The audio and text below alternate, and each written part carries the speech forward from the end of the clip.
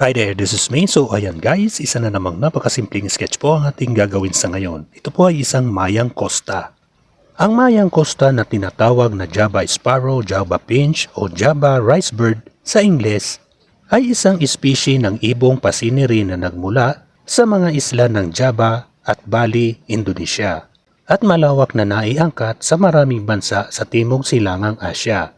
Isa lamang ito sa mga maraming uri ng pipit na pinangalanang Maya sa wikang Pilipino. Ang Mayang Kosta ay karaniwang may haba ng 15 hanggang 17 sentimetro mula sa tulis ng tuka hanggang sa dulo ng buntot.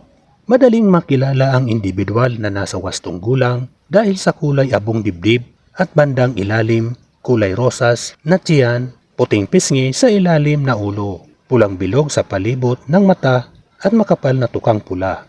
Magkahawig ang lalaki at babae. Ang individual na wala pa sa wastong gulang ay may itim na tukang kulay rosas ang bandang ilalim. So ayan guys, patapos na nating pag-i-sketch. Ako po'y nagpapasalamat sa inyo sa walang sawang panonood nyo sa aking mga simpleng sketches. So ayan guys, tapos na nga po. Maraming salamat. Bye bye. Thank you.